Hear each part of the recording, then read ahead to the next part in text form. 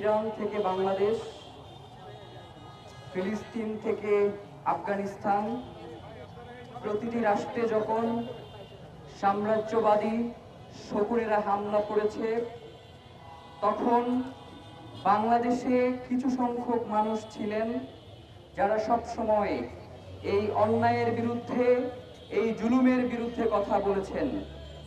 তাদের একজন ছিলেন শহীদ ওসমান হাদি।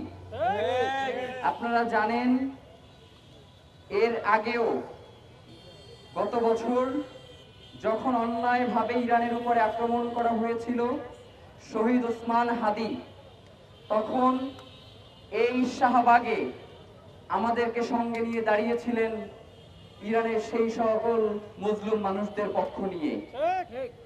দুনিয়ার যে প্রান্তেই মানুষ নির্যাতিত হবে, নিষ্পেষিত হবে, জালিমরা তাদের উপরে অত্যাচার করবে, আমরা আমাদের জায়গা থেকে যত ছোটই হোক না কেন আমরা আমাদের প্রতিবাদ জানাতে থাকবো ইনশাআল্লাহ। সাম্রাজ্যবাদের বিরুদ্ধে পৃথিবীর ইতিহাসে আজ পর্যন্ত যারা দাঁড়িয়েছেন, সাম্রাজ্যবাদীরা হারিয়ে গেছে, কিন্তু যারা তাদের দেশকে, দেশের স্বাধীনতা সার্বভৌমত্বকে প্রাধান্য দিয়েছে, ইতিহাসে আজ পর্যন্ত তারা মাথা উঁচু করে বেঁচে আছে।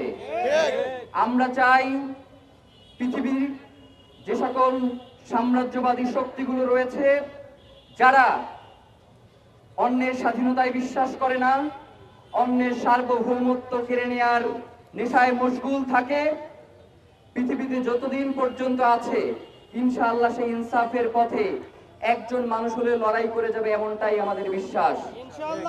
আজকে আমরা এখানে শুধুমাত্র আয়াতুল্লাহ আলী খোমেনির গায়েবানা জানাজার জন্য দাঁড়াই নাই।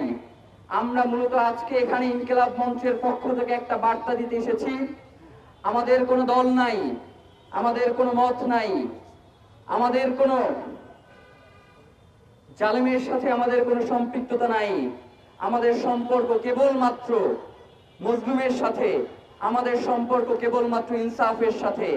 ইনসাফের প্রশ্নে আমরা কোনো দল, কোনো মাসলাক, কোনো রাজনৈতিক নেতৃবৃন্দকে গণনা করি না। আমরা শুধু দেখি যে সেই মানুষটা সত্যের উপরে ছিল কিনা, সেই মানুষটা তার স্বাধীনতা সার্বভৌমত্ব রক্ষার ব্যাপারে সচেষ্ট ছিল কিনা। সংগ্রামী বন্ধুগণ, এখন আমরা আয়াতুল্লাহ আলী খোমেনি সহ যারা শহীদ হয়েছেন, যারা সাম্রাজ্যবাদের বিরুদ্ধে লড়াই করতে গিয়ে আজ পর্যন্ত জীবন দিয়েছেন, তাদের জন্য আমরা আজকের এই গায়েবানা জানাজায় দাঁড়িয়েছি। তাদের জন্য আমরা দোয়া করব এবং আপনাদের সকলকে অনুরোধ জানাই, আপনারা সকলেই সবসময় অন্তত নিজের অন্তরের প্রশান্তির জন্য হলেও মজলুমের পাশে দাঁড়াবেন, মজলুমের পক্ষে কথা বলবেন, এমনটাই আমাদের প্রত্যাশা। সামনের জায়গাটা যদি আপনারা একটু